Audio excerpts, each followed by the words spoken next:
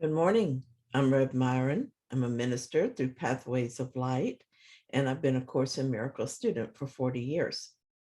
I'm going through the lessons this year, and I'm asking for clarity, and then I'm writing from that clarity. And that's what I'm sharing with you today. So let's get started. Today, we are looking at lesson 129. Beyond this world, there is a world I want. Paragraph 1. This is a thought that follows from the one we practiced yesterday. And you may remember yesterday it was, the world I see holds nothing that I want. So today we're going to learn that there is something we do want that's beyond this one. So paragraph 1. This is a thought that follows from the one we practiced yesterday.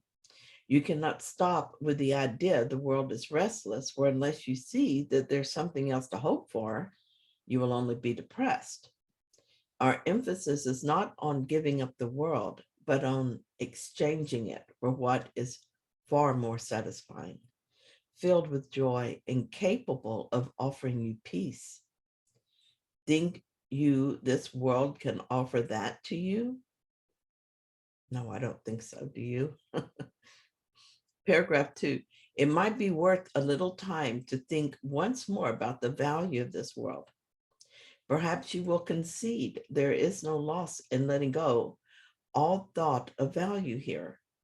The world you see is merciless indeed, unstable, cruel, unconcerned with you, quick to avenge, and pitiless with hate. It gives but to rescind and takes away all things that you have cherished for a while. No lasting love is found, for none is here.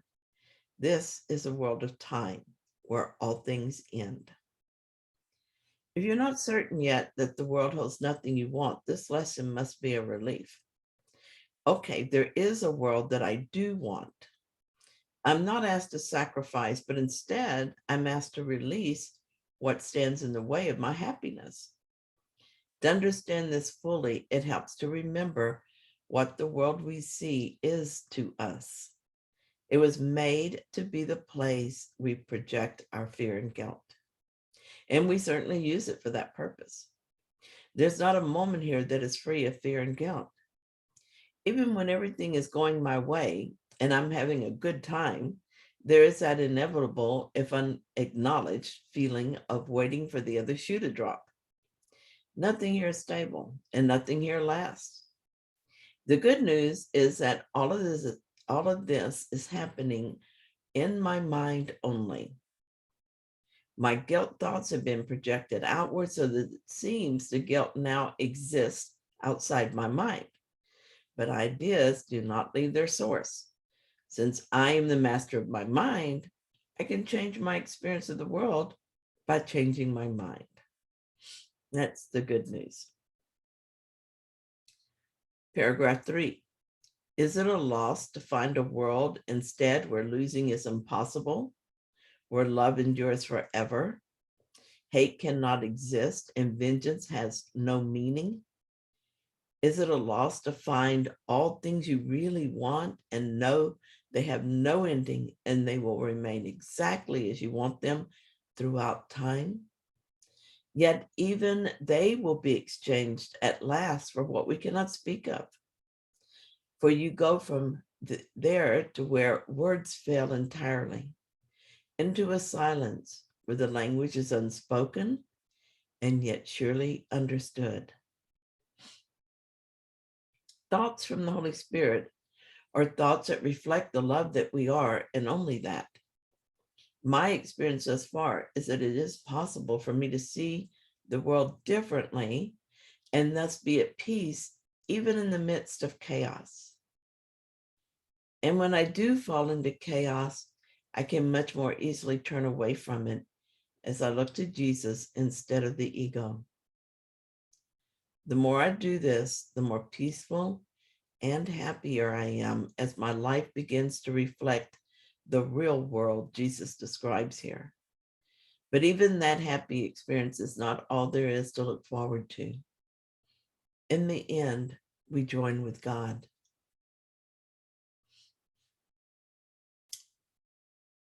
Paragraph 4. Communication, unambiguous and plain as day, remains unlimited for all eternity.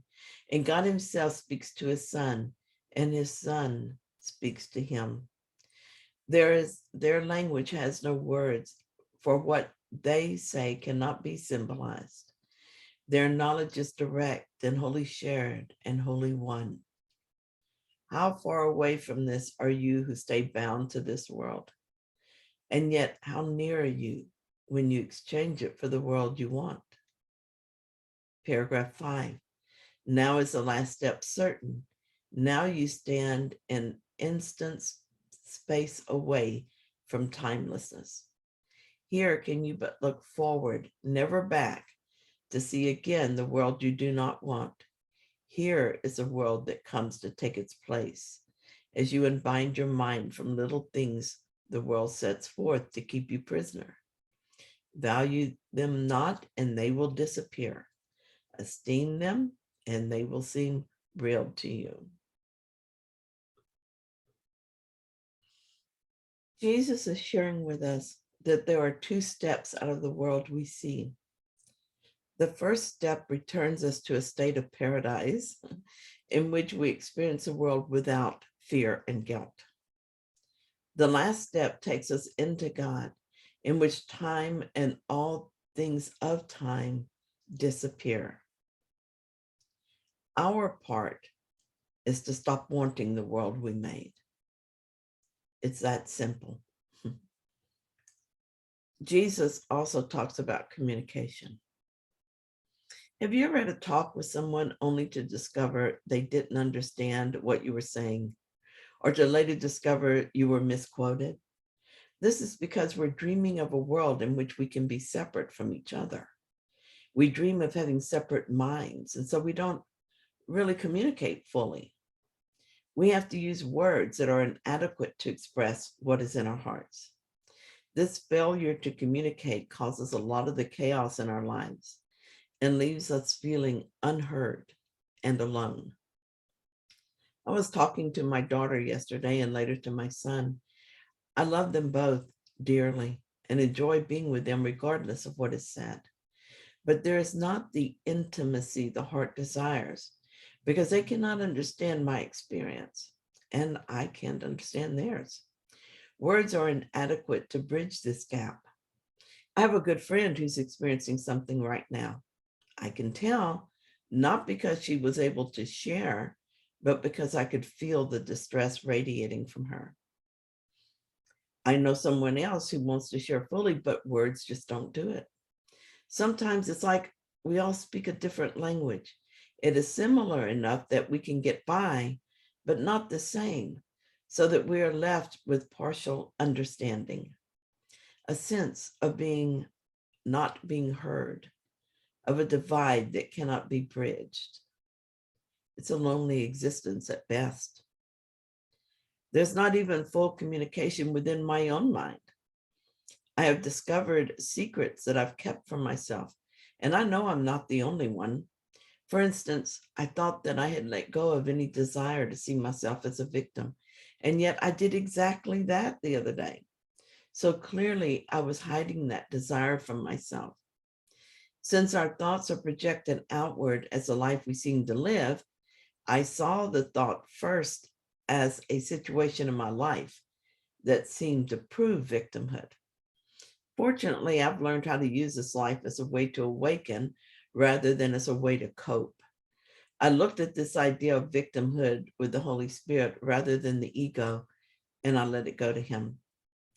I do this until the belief is fully released. I'm learning to live from the right mind only, with no reference to an ego thought system. Eventually, this will be done, and I will return to paradise, to the real world where what I made will be reinterpreted. But that is not all there is.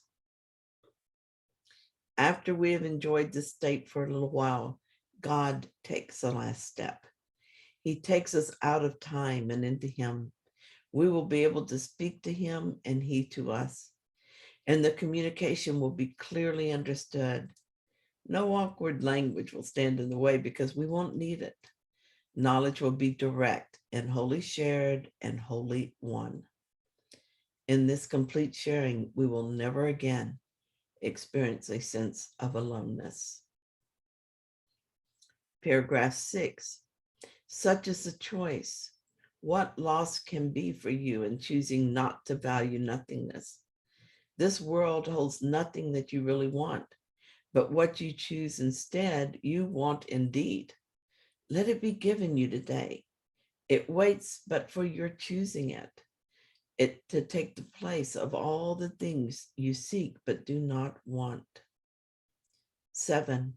Practice your willingness to make this change 10 minutes in the morning and at night, and once more in between. Begin with this. Beyond this world, there is a world I want. I choose to see that world instead of this, for here is nothing that I really want.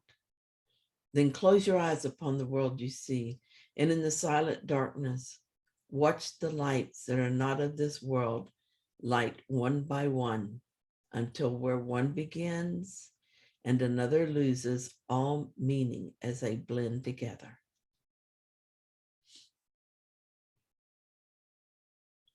Paragraph 8. Today, the lights of heaven bend to you to shine upon your eyelids as you rest beyond the world of darkness. Here is light your eyes cannot behold, and yet your mind can see it plainly and can understand. A day of grace is given you today, and we give thanks. This day we realize that what you feared to lose was not loss. 9. Now do we understand there is no loss, for we have seen its opposite at last, and we're grateful that the choice is made. Remember your decision hourly and take a moment to confirm your choice by laying by whatever thoughts you have and dwelling briefly upon this. The world I see holds nothing that I want. Beyond this world, there is a world I want. As before, Jesus is giving us a practice that is twofold. We are asked to go into the silence and allow an experience that brings healing to our mind. And then he also asks us to practice hourly to confirm our choice. He wants us to take a moment to lay aside our thoughts and to remember what we really want. By now, I've come to accept certain things. I accept that I am eternal, which means I will never die. I also know that I don't want to live like this for eternity. These little things Jesus asked me to do, along with the clarity they bring, provide all I need in order to awaken. And I'm so grateful to my brother Jesus for his help. Thank you so much for sharing this lesson with me today. And if you found it helpful, then please like it. And if you haven't yet, subscribe. And I'll be back tomorrow with another lesson.